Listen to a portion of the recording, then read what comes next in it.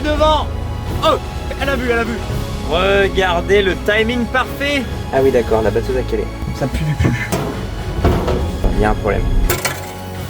T'es mort. Putain, pourquoi ça bourre?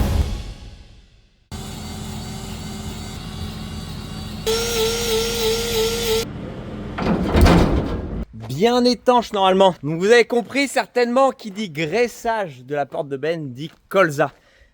Oui, bonjour tout le monde. Aujourd'hui, le samedi 20 juillet, les vlogs avancent, on continue. Hier, on était dans les foins, on a fini tous les foins. Je rappelle 520 bottes. Et aujourd'hui, on pensait qu'il allait pleuvoir. La météo annonçait un coup de la pluie, un coup du soleil, un coup de la pluie. Bon, la météo est pas sûre, mais au réveil, bonne surprise. La pluie, à mon avis, va arriver que dans fin d'après-midi.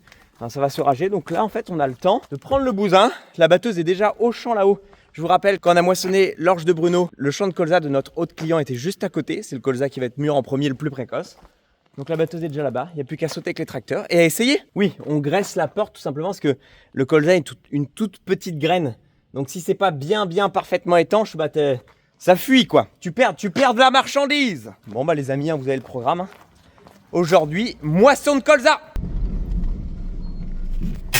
Un peu de préparation, il y a une demi-heure est passée, atteler la coupe, mettre la scie à colza.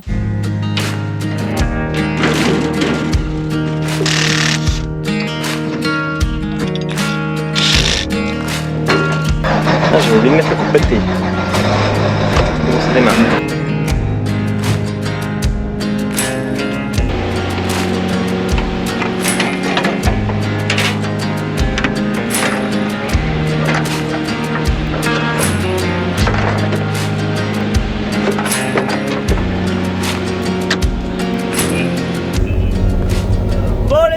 Ça va, je vous ai pas repris du tout.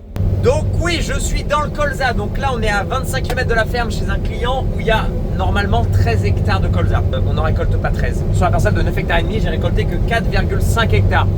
Pourquoi? Année trop humide. Ici, c'est un terrain qui est plus humide que les autres, qui n'est pas drainé.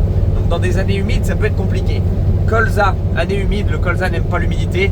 Donc tu as des zones, des ronds où ça a perdu énormément de pieds. Bah, c'est comme ça, c'est l'année, c'est pas de chance.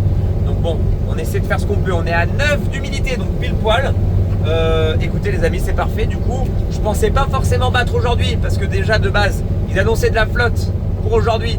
Donc moi, je suis content. Là, là, il me reste 2 hectares et demi, 3 hectares. Dans 1 heure, c'est terminé. On rentre à la ferme et je sais que j'aurai fini le colza dans ce secteur-là. Je peux ramener la batteuse dans le secteur de la maison. Ils annoncent de la pluie, de l'orage. Ils annoncent peut-être 20 mm ce soir. Ils annoncent de la pluie à partir de 17h. Nous, ce qu'on aimerait, c'est après remettre la batteuse à la ferme et en fait essayer dans le colza à la maison. J'ai envie d'essayer dans le colza à la maison et si on peut en enquiller des hectares, on enquille des hectares quoi. Donc les amis, on a à peine fini l'orge qu'on est dans le top départ des moissons de colza quoi. C'est aberrant, c'est aberrant. 2 secondes main est là puisqu'on est samedi, donc pour lui il est un week-end, donc il conduit la 24 tonnes, il nous fait des plans en drone, etc.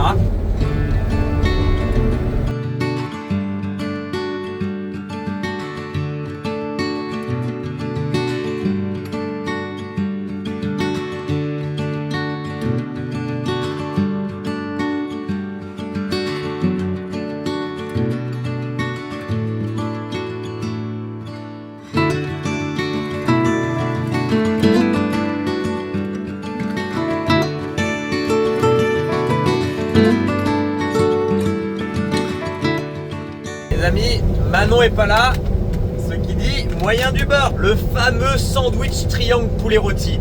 Alors lui, ça c'est une légende, ça. Combien de fois il nous a sorti de la galère? Combien de fois il nous a rendu service? Tu sais, quand t'étais gamin, que t'étais en primaire ou au collège et que t'avais la sortie de l'école de prévu, t'avais ton combo sandwich triangle, coca, paquet de chips, oh, t'étais le roi. T'attendais cette journée avec impatience mon pote. Toujours fait le taf. Elle dormait, elle a senti la bouffe. Et les amis, là où je suis le plus impressionné, c'est de la qualité de battage, entre guillemets, comment c'est propre. Regardez, il y en a certains, vous n'avez pas trouvé ça propre, mais vu comment c'est sale, le nombre de matricaires, c'est une mauvaise herbe ça, je trouve que ce que je remonte derrière est giga propre par rapport à ce que je pouvais faire avec la Tucano. La Lexion, je suis tellement content de la qualité de battage qu'elle a. Hein. Enfin, je me suis dit ce que je vais faire, ça va être dégueulasse dans la trémie, on va livrer des bennes de merde, mais non, très content. Et là, il doit y avoir des sangliers, ça fait que bouger. Ah, mais là, il y a toute une petite famille. Ça bouge, ça remue devant. Oh, elle a le boulot. Attaque Padmé. Elle a vu. Attaque Padmé. Allez, du coup c'est déjà fini. On a fait 6 hectares 37. On décroche, on a 1 heure de route, on rentre à la ferme et on essaie d'en faire avant la pluie, hein. Ça serait pas mal, hein. Quand c'est des orages, ça peut tomber comme pas tomber. Ça peut annoncer de l'orage à 17h, mais ça peut arriver qu'à 19h ou ça peut arriver 1 heure plus tôt. Enfin, vous avez compris, donc on va essayer d'en faire.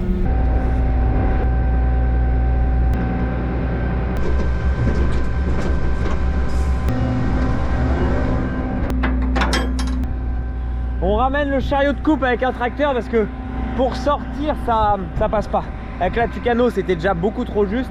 Là on a plus long de batteuse et plus long de coupe, donc ça c'est sûr que ça le fait pas. C'est pour ça que ce matin le père était avec la 24 tonnes et le 2 secondes main avec le 440. Mathieu est parti livrer à la coopérative et le père va arriver pour transporter la coupe.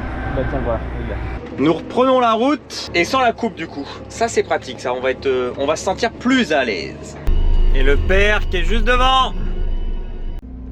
Regardez le timing parfait. Mathieu qui a eu le temps d'aller livrer et de revenir. Nous on est revenu à la ferme juste pour faire demi-tour parce que le champ est juste à côté de la ferme.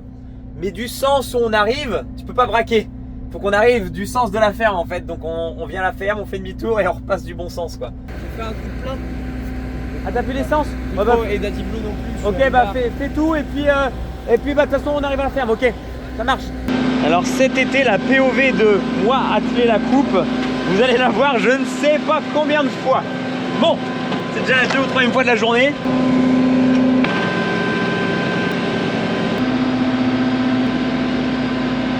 Allez on tape dans le colza les amis. Donc là on est arrivé à la maison. Pas dans le blé non. Regarde, si un peu de blé, regarde. Et hop. Oh là là là là. Merde. Attends, merde, je me trompe dans mes boutons les amis, j'ai pas mes réflexes. Ici le colza il est pas trop mal. Allez hop. Bah, de toute façon on va quand même faire un échantillon parce que là, chez le client c'était du colza rustique. Donc colza rustique plus précoce. Ici on est dans Aviron, Arianos, je sais plus, je crois que c'est Aviron la variété. Non, Arianos, on a la variété Arianos, je crois qu'elle est pas trop tardive non plus, donc bon. Qu'est-ce qu'elle est en train de manger? La batteuse elle me dit 8,3 d'humidité. J'ai un testeur depuis la batteuse mais il n'est pas forcément fiable quoi. Ah, c'est pas trop mal ça. Oula, Padmé dans le colza. Hein? T'es dans le colza. Tu découvres. Vas-y de seconde main, fais pas chavirer. Il en met la moitié par terre. Ça rebondit. 7,5. On peut battre. Oh, 7,5. On peut battre. Bon bah on y va. Hein. Il est 16h, un temps qui pleut pas. Si on peut abattre la parcelle ce soir avant la pluie, ça sera encore ça de moins à faire. Putain, je pensais pas qu'on en ferait autant aujourd'hui. Oh, en levant les rideaux ce matin, je pensais trouver de la pluie. Et même pas.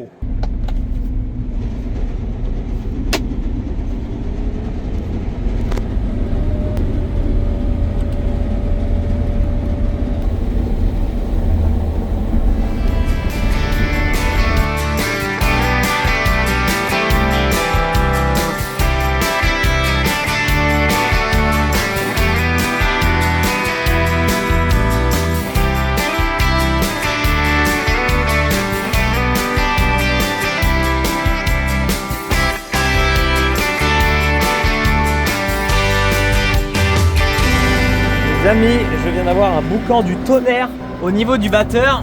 Ça m'inquiète parce que c'est pas censé être une pierre. Hein. Vu à la hauteur que je coupe, il n'y a pas de pierre que je puisse avaler. Donc là, c'est la boîte à cailloux.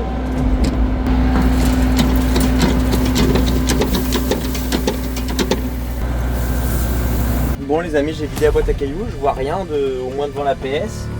Après devant le batteur c'est un peu plus loin, je vois pas trop mais il y a l'air de rien avoir. Ah oui d'accord, la batteuse a calé en voulant démarrer. Ça c'est pas bon signe. Ça me plaît pas du tout. C'est pas dans le convoyeur parce que quand j'ai arrêté j'ai d'abord arrêté la coupe et ça faisait quand même le bruit. Un truc qui secouait dans le batteur quoi, j'essaie.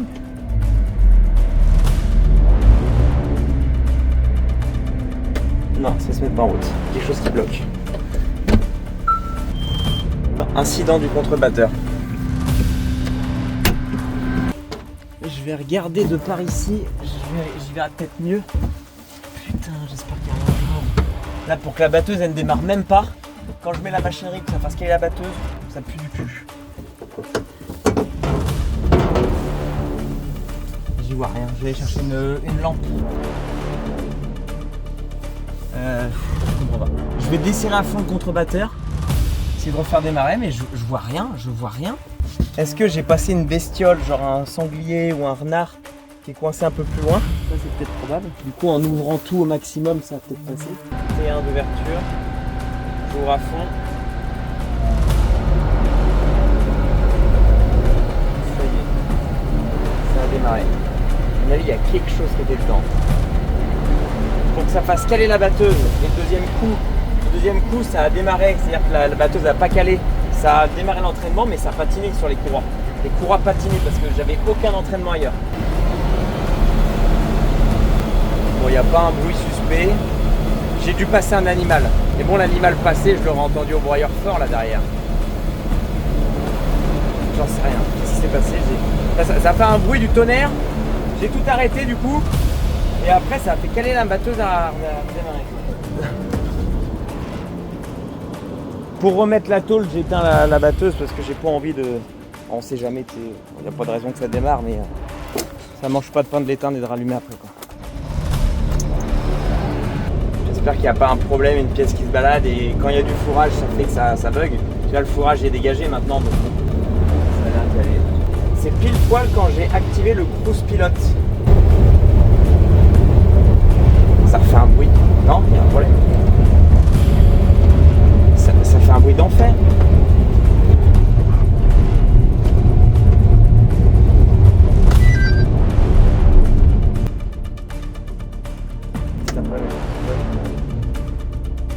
Non, c'est un peu par démarrer. Non bah les amis, on doit être en panne. Là j'ai désactivé le cruise pilote. Dès que j'arrive à remettre en route, mais dès que je reprends de la marchandise, ça avale de la marchandise, ça fait un barouf de zinzin. Il y a un problème. Je vais la ramener à l'atelier, on va la mettre à l'atelier puis ouvrir des trucs. On est à côté de la ferme, je vais déposer la coupe par terre. Je sais pas quoi faire. Oh, oh pétard. Bon bah on a trouvé la panne. Hein.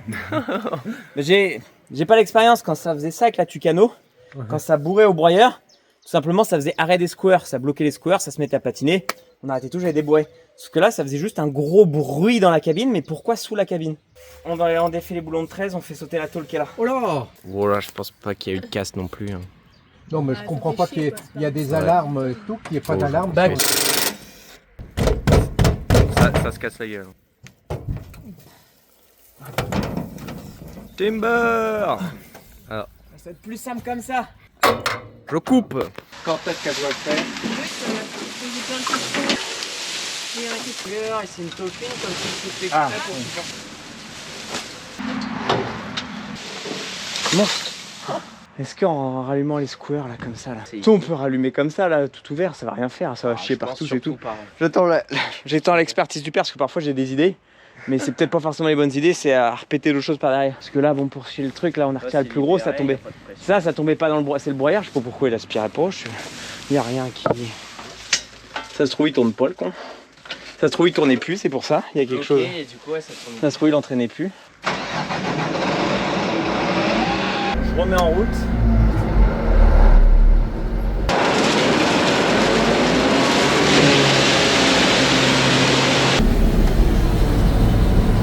C'était ça.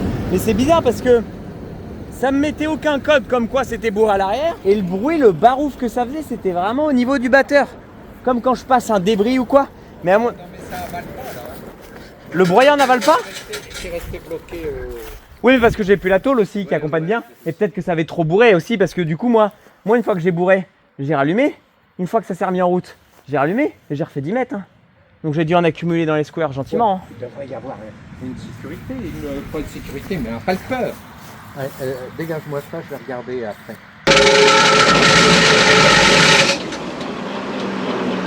Ah bah elle a calé. Ouais. Oh, ça sera à moitié l'embrayage. Ah, il a bourré. Il a bourré. Tout est descendu d'un seul coup dedans. Merde. Mets-le en andin. Redémarre. Mets-le en andin. Eh, c'est une tondeuse à gazon, votre machine. Ouais. Ça a bourré sur les squares.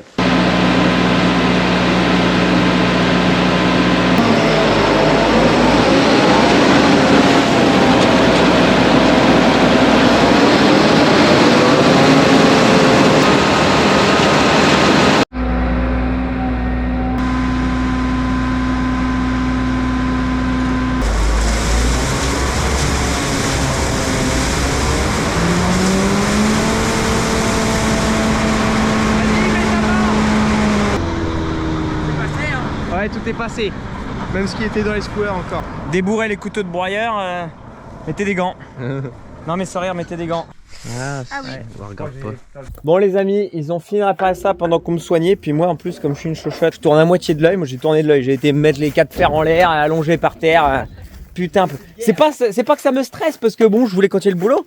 Ça me stresse pas, je continue le boulot, ça saigne, c'est pas grave. Mais c'est d'un seul coup, non, pourquoi je me sens pas bien? Bah attends, j'ai chaud, j'ai froid, j'ai envie de vomir. Bah tiens. Ah ma fille! Le capteur, il est mort. Hein. Ah, le capteur est mort. En gros, il y a un capteur qui est censé m'indiquer quand ça bourre. Il y a un loquet qui remonte et ça me dit bourrage, H-paille, tout ça, enfin bref. Sauf que là, le capteur, il est mort en fait. Il a pas marché. Ah bah oui, dû au maïs, dû au trognon de maïs. Quand les trognons de maïs tombent dans le broyeur, ça les projette un peu partout. Donc sur le capteur, ça a dû fusiller le capteur quoi. Bon, le capteur, ça m'aura averti, mais je vois pas pourquoi on a bourré. Au square. Allez, bon bah on y retourne. Moralité de l'histoire, je suis pas le bon des élèves, mais mettez des gants quand vous bricolez. Et moi je suis pas bon là-dedans. Et maintenant je crois que je vais mettre des gants. Mettez des gants. On y retourne, on va essayer d'en refaire un peu là, il est 21h, mais il est pas si tard que ça, il fait chaud lourd dehors. Mais pourquoi ça beau au square? Le père il dit bah quand même la paille de colza là elle est encore verte et puis elle est vachement moite. C'est vrai qu'elle est humide, mais bon, ce que je dis au père, on a déjà récolté du colza dans les conditions pires, hein, vraiment des tiges beaucoup plus vertes que ça, plus humides. Putain, et puis mon pouce là, c'est le pouce que je me sers pour l'empreinte digitale pour déverrouiller mon téléphone. Voilà.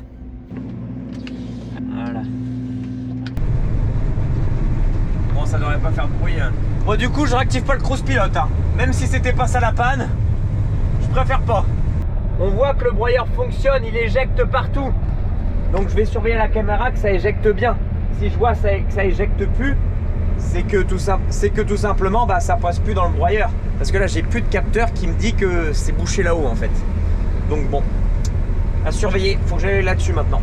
C'est pas plus vert que d'autres années qu'on avait fait avec la Tucano. Enfin, la Tucano, elle bourrait facilement. On bourrait de temps en temps comme ça au square. Ça nous arrivait 2-3 fois par campagne. Et surtout pas mal au batteur aussi dans le colza, ça arrivait. Mais bon, la Tucano bourrée au square, ça le faisait quand vraiment on était le soir dans l'humidité avec beaucoup de mauvaises herbes.